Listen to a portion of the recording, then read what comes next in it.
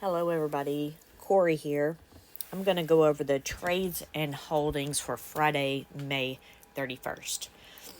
Just a reminder, I'm not a qualified licensed investment or financial advisor. I'm just here to present the data to you so you can make your own decisions. YieldMax ETFs are extremely risky. Please make sure you understand these risks that are defined on their website and understand that these are income ETFs and not growth ETFs. All right, so let's start here with the daily. So these are all the stocks we have. It looks like our outstanding shares did not change from yesterday. So we still have 8 million there. I have this sorted by IV. So we still have Clean Spark at the top with 101%, along with the other two Coinbase related or Bitcoin related stocks right behind it. And then at the bottom we have Zim Shipping, Kava Group, and Foot Locker. All right, so I'm going to move on here to the prices. Let's sort this one. Dale, that took a bad hit. I don't know if anybody saw this one coming. I know the last several times I've heard earnings on these, they've always gone up. This is the first time I've actually heard them go down, but I haven't been following them long, maybe the past year, but yeah, so they were 170 and they closed today at 140. So that's $30 or 18% drop. I don't know if we've had any other ones drop that much in a day or not. Which I skipped at the top, ULTY there actually ended up going down 0.55% today. Or what is that, 8 cents. Of course, it started out a decent day, and then it's basically like a U shape, right? We started up, we went way down, kept going down, and then we started coming back up right before the end, for the close for today. So we still ended up being down a few cents here, and Dale didn't recover any today. Hopefully we will in the future. But we can see the S&P here is actually up 0.8%, which is interesting. I guess that happened at the end of in that last little bit there. But anyway, so we have Gap at the bottom. They did great for earnings, so you can see they jumped 29% there. Now, if we go over here, we can see trades. For these trades, these were basically the ones that were over their strike prices or close to. But we'll go into that in a little bit more depth. This is just a roll-up of the trades. But you can see, so our short call at this point in this pay period, or negative 6% if we look at the net trades. But if we're just looking at the premiums received, we're looking at about 45 cents. Just a reminder, if you've been watching, there is one day that I did not get the trades saved because it was after midnight and I hadn't saved them, so they disappeared. So I just used the holdings to try to estimate. But anyway, on the right-hand side, you can see, let's sort this. You can see the top four there. Those are the ones that closed out. That's why they don't have any net assets there. And then you can see the rest of them. And you can see how bad B. Riley was, I think, the day before. And then Dale and SMCI has actually been going down, and Mara. But you can see all of them way down here in the 5 millions or under in B. Riley's case. But I think we were somewhere around 6 million when we started the week for these. But let's move on. So, because I used to do this on the weekly roundup, and honestly, I haven't done the weekly roundup in a few weeks. But one of the things I did, I've actually did down here at the bottom. But we see the trades here at the top. I guess I need to figure out how to get rid of the freeze pane, or there we go. At the top, these are the normal trades that were done. So let me zoom in so you don't get confused. But they closed all of these out because they were either over or thought they were going to be over their strike prices at the end of the day. Let's see, I don't have a total here. We had it on the other tab. But this says they brought in 26.8 million, but that seems high. But at the same time, we're dealing with stocks here, and not, and not, I can't even think now, not synthetic positions. So then what I did is I went back. Zim is going to be a little bit harder here, and I know this isn't best formatted or whatever here, but I went back and pulled the data for these so you could just sort of see. These were the actual trades made. So the top 5 lines are stocks. The bottoms are the short calls that were made, but those strike prices over the past couple of weeks for this one, for Zim specifically. But then you can see here in the total price what they paid or received. And so then I did some little totals over here on the right. So just to point out, though, on this second line and the one at the bottom, close to the bottom, those estimates, those are the days that, or the day that I didn't get the trades saved. And then, of course, we have the one line there that expired worthless, which, it's just notes for myself. But you can see here, so overall, this right here is what they, made off of the stocks themselves, which was almost $1 million.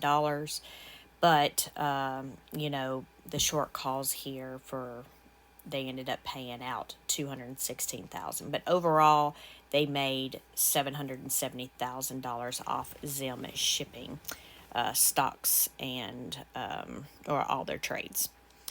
So just to give you an idea of how those played out. And then these are a little bit more simple because we had one buy-in and one close out. So we have Kava here at the top. You can see they had, the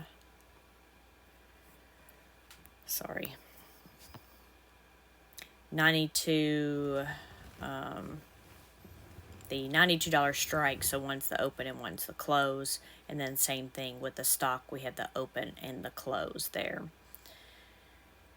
So you can see here, let's go over to the right. So for the first line, they bought Kava Group at $83.35, and then they were actually able to sell it at $92.40, and they had 72,700 shares.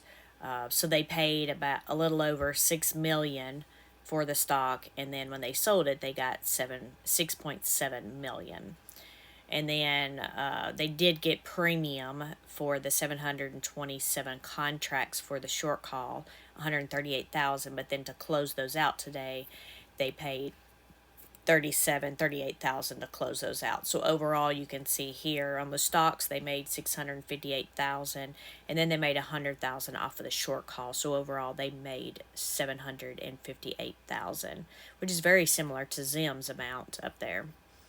But then if we go to Foot Locker here, same thing. We have the stocks and the short calls there. So we'll just go to the end here. But for Foot Locker, they paid $23.26 a share, and then $26.71 a share is what they sold them for today. So you can see they paid about $6.2 million, and then they received $7 million when they sold them today. Same thing for the short calls at the bottom. They received $239,000 in premium, but then to close them out, they had to pay $212,000. So they still made some money there. So you can see they made $915,000 off of the stock and $26,000 premium in net premium on the short call. So they made $942,000 off of Foot Locker. Then we have Gap down here with the ticker symbol of GPS for some reason. Same thing. So let's go to the end. Again, you should be able to see the pattern here now. They paid $20.75 a share for 298,000 shares. And then they were able to sell those today since it went up, we saw 29%. They were able to sell them for $28.45. bringing in 8.5 million. So for the stock itself, they made $2.3 million. However, they got the premium for $185,000 for premium, but in order to close these out, they had to pay $5.46 a share. So even though at the top, and I don't have this, so let me grab a calculator real quick. 28.45 minus 20.75, that's a profit of $7.70. But then they had to pay, $5.46 a share to close those out at the bottom. So 5.46, which ended up being a profit of $2.24 a share. But anyway, you can see over here on the right hand side that they ended up bringing in $852,000 in total for this. So that's how these worked out, and they have not been doing this. They have not been closing these out. They've just been, letting them close and, get assigned or whatever else. So this appears to be a new strategy that they're trying. I'm guessing they figured that they were going to earn more money by buying them back and selling the stock. So hopefully that's going to start bringing the ULTY share price up. But that, and also maybe some of the better companies like we've done, right? We did Gap, we did Foot Locker this week, Kava Group, Zim Shipping. We had a lot of decent companies this week and brand new to the fund. So that's what we had going on with the trades. And then, so let's look at one more thing. So I went back and did this. So these are the holdings from yesterday. So these were all of the short calls that we had. So let me freeze all the way up to G. There we go. So we had all these short calls. And then you can see here on the right, and column AR was what they closed at today, and AS is just seeing if they were under or over the strike price. So like Kava Group right here, they actually ended up being under the strike price. They could have expired worthless, but you never know. So they closed those out. And then Clean Spark and Dale, obviously Dale, right? They both expired worthless. And then, of course, they closed out the Foot Locker and Gap we just went over. And then the rest of these expired worthless. We got Hood, Mara, MicroStrategy, Novavax, Reddit, B. Riley doesn't expire until next week. Then Sunrun and SMCI. Now, we have Zim at the very bottom. Of course, that's one we just went over. It's closed out. But they also ended up being over the strike price for Upstart and Viking Therapeutics. Again, they probably didn't think that was going to happen because it was a red day all day until right there at the end. So if you look over, Upstart had a strike price of $25. No, why is the formula wrong? So actually, I don't even know. Maybe I'm not looking at the right place. Hold on. I may have the formula set to the wrong column. So let's re-look at this. I have to go back. Here we go. Yep. I have this set the formula to the wrong column. It's to the...